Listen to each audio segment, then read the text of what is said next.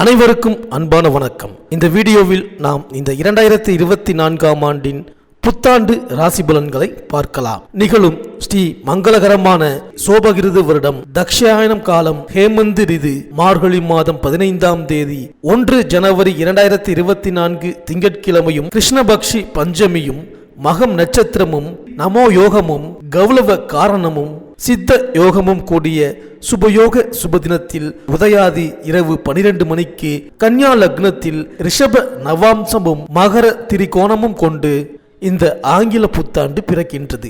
மகம் நட்சத்திரம் சிம்ம ராசி கன்னி லக்னத்தில் புத்தாண்டு பிறக்கின்றது. பிறக்கும் புத்தாண்டில் அனைவரும் சீரும் சிறப்புடனும் ஆயுசுடனும் ஆரோக்கியத்துடனும் அனைத்து விதமான சேமங்கள் பெறவும், திருமணம் கைகூடி வரவும், சந்தான பாக்கியம் கிடைக்கவும், நல்ல வேலை அமையவும், வெளிநாடு பயணம் இனிதே பெறவும், வீடு மனை வாகனம் அமையவும், ஆண்டின் தொடக்க நாளில் இறைவனை திருக்கோவில்களில் சென்று வழிபாடு செய்து வருவது நல்லது. இந்த ஆண்டு சிவனுக்கும் விநாயகருக்கும் உகந்த நட்சத்திரமான சுவாதி நட்சத்திரத்தில் பிறக்கின்றது. மண்ணில் வாழும் மக்களுக்கு எல்லாம் பொன்னும் பொருளும் யோகமும் செல்வாக்கும் சொல்வாக்கும் இன்னும் பெருகும். கன்னியர்களின் கவலை தீரவும், காளையர்களுக்கு நல்ல உத்தியோகம் கிடைத்திடவும், எண்ணிய காரியங்கள் எளிதில் நிறைவேறவும், தைரியஸ்தானத்தில் இருக்கும் லக்னாதிபதி புதனுக்கு உகந்த தேவதையான ஸ்ரீமன் நாராயணனையும் மகம் நட்சத்திரத்திற்கு உகந்த தேவதையான விநாயகரையும் வணங்கி வர அனைத்தும் நிறைவேறும். மேலும் இந்த புத்தாண்டு பிறக்கும் பொழுது பலரும் இந்த புத்தாண்டு நமக்கு எப்படி இருக்கும், பொருள் வரவை பெருக்குமா, புதிய பாதையை காட்டுமா, தொழில் வெற்றி நடை போடுமா என்றெல்லாம் சிந்திப்பது வழக்கம். அதற்கெல்லாம் விடை கூறும் விதத்தில் 12 ராசிகளுக்கு உரிய பலன்களும் போராட்ட வாழ்க்கை பூந்தோட்டமாக மாறுவதற்கான வழிபாடுகளும் உங்களுக்கு துல்லியமாக இணைத்து கொடுக்கப்பட்டுள்ளது. இந்த புத்தாண்டில் விருச்சிகத்தில் சுக்கிரபலம் இருப்பதால்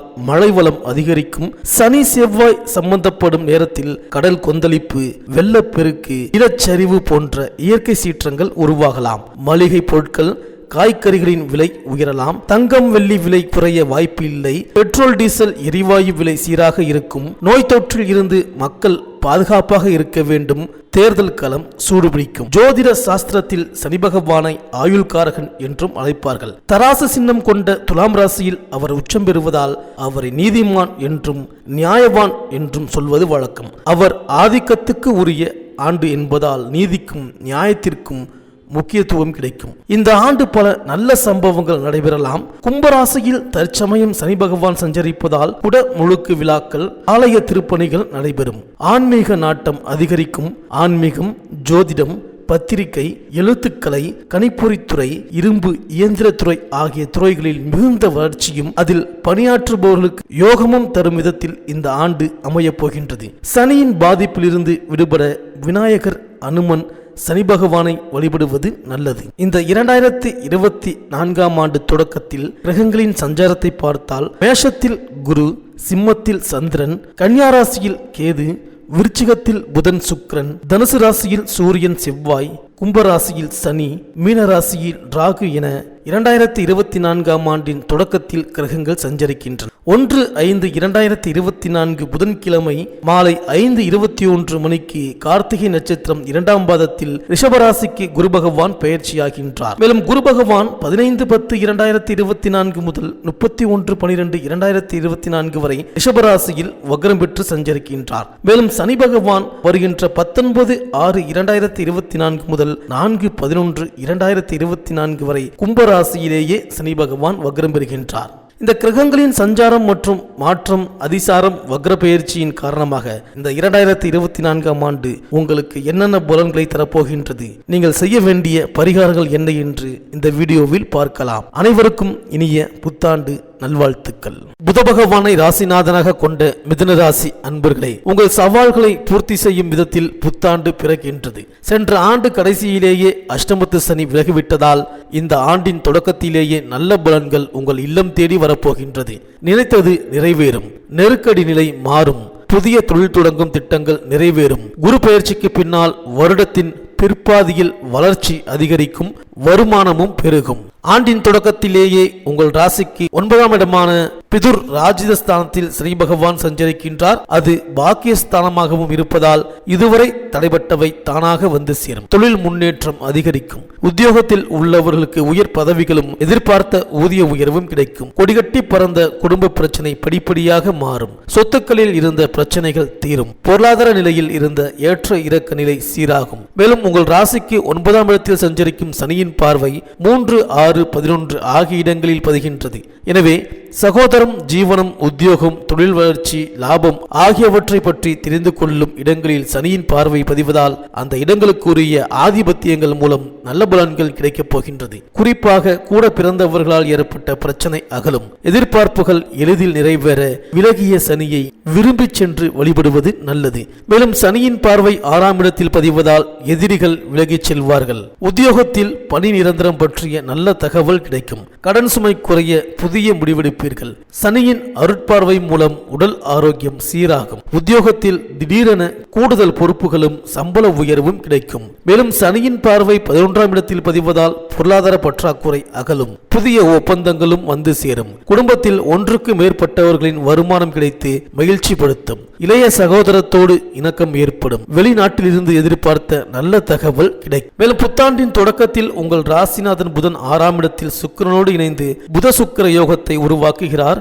மறைந்த புதனால் நிறைந்த தனலாபம் கிடைக்கும் என்பது பழமொழி. எனவே இனி பற்றாக்குறை அகன்று பணவரவு திருப்தி தரும். தொழில் வியாபாரத்தில் எதிர்பார்த்த லாபம் கிடைக்கும். புதிய பங்குதாரர்களை சேர்த்துக் கொண்டு முன்னேற்ற பாதையில் அடியெடுத்து வைப்பீர்கள்.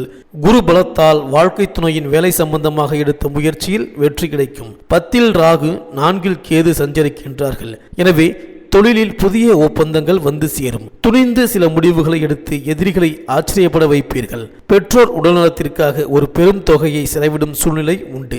அஷ்டமத்து சனி விலகி அற்புதமான பலன்களை கொடுக்கும் நேரம் இது என்றாலும் வெற்றி கிடைக்க பெரும் போராட்டங்களை சந்திக்க வேண்டியிருக்கும். சர்ப்ப பரிகாரமும் சனீஸ்வர வழிபாடும் சந்தோஷத்தை தக்க வைத்துக் கொள்ள வழிவகுக்கும். செவ்வாயுடன் இணைந்திருக்கும் சூரியனால் சொத்து பிரச்சனைகள் நல்லபடியாக முடியும். மேலும் இந்த புத்தாண்டு தொடக்கத்தில் உங்கள் ராசிக்கு 11ஆம் இடமான லாபஸ்தானத்தில் குரு சஞ்சரிக்கின்றார். அவரது பார்வை 3, 5, 7 ஆகிய இடங்களில் பதிகின்றது. எனவே முன்னேற்ற பாதையில் அடியெடுத்து வைப்பதற்கான முயற்சிகள் கைகூடும். திருமணம் கைகூடாதவர்களுக்கு திருமண தகடை அகன்று வரன்கள் வந்து சேரும். பூர்வீக சொத்துக்கள் கைக்கு கிடைக்கலாம். தொழிலில் புதிய முதலீடுகள் செய்து வருமானத்தை பெருக்கிக் கொள்ள வழி செய்து கொள்வீர்கள். மேலும் உங்கள் ராசிக்கு 9ஆம் இடமான பாக்கியஸ்தானத்தில் சனி பகவான் சஞ்சரிக்கின்றார். இதுவரை அஷ்டமத்து சனியின் பிடியில் சிக்கியிருந்த உங்களுக்கு இப்பொழுது விடிவு காலம் பிறந்துவிட்டது. படிப்படியாக முன்னேற்ம் ஏற்படும். மூடி கிடந்த தொழிலுக்கு திறப்பு விழா நடத்துவீர்கள். தொழில் மற்றும் உத்தியோகத்தில் இதுவரை இருந்த பிரச்சனைகள் ஒவ்வொன்றாக தீரும்.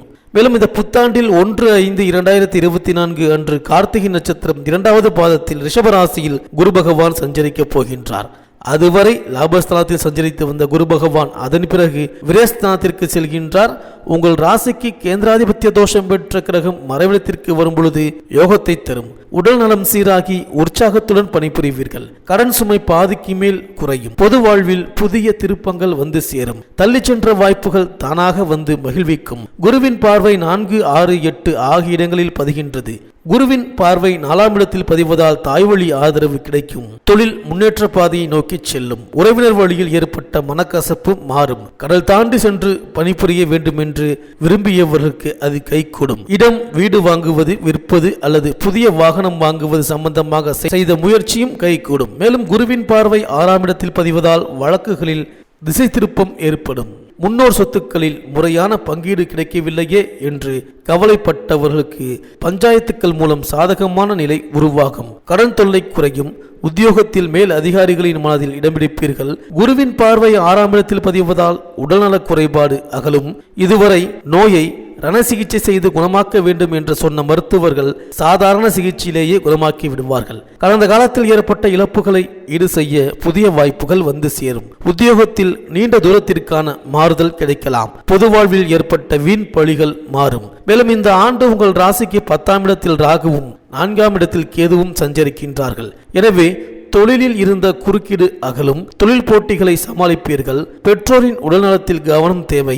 என்றைக்கோ வாங்கி போட்ட இடத்தை லாபத்துடன் விற்க நேரிடலாம். கேதுவின் ஆதிக்கத்தால் அடிக்கடி ஆரோக்கியத்தில் அச்சுறுத்தல் ஏற்படலாம். தாய்வழி உறவுகளால் சில பிரச்சனைகளை சந்திப்பீர்கள். முறையான சர்பசாந்தி வழிபாடு முன்னேற்றத்திற்கு கை கொடுக்கும். மேலும் சனியின் வக்ர காலத்தில் அதிக விழிப்புணர்ச்சி தேவை. முன்னேற்ற தடைகளும் முக்கிய புள்ளிகளின் எதிர்ப்புகளும் அதிகரிக்கும். பிறருக்கு நன்மை செய்தாலும் அது தீமையாகவே தெரியும். நீங்கள் செய்த உதவிக்கு உறவினர்கள் நன்றி காட்ட மாட்டார்கள். விரயங்கள் கூடும். சொத்து பிரச்சனை மீண்டும் தலை தூக்கும். குருவின் வக்ர காலத்தில் எடுத்த முயற்சிகளில் வெற்றி கிடைக்கும். உத்தியோகத்தில் எதிர்பாராத இலாக்கா மாற்றம் கிடைக்கும். திருமண தடை அகலும். திரும்பிச் சென்ற வரன்கள் மீண்டும் வரும். இந்த மிதுன ராசி பெண்களுக்கு எதிர்பார்த்த நல்ல மாற்றங்கள் வந்து சேரும். இதுவரை இருந்த பற்றாக்குறை அகலும். கணவன் மனைவிக்குள் அன்பும் ஆதரவும் அதிகரிக்கும். குடும்ப ஒற்றுமை பலப்படும். பிள்ளைகளின் எதிர்கால நலன் கருதி நீங்கள் எடுத்த முயற்சி கைகூடும். பொன்பொருள் சேர்க்கை உண்டு.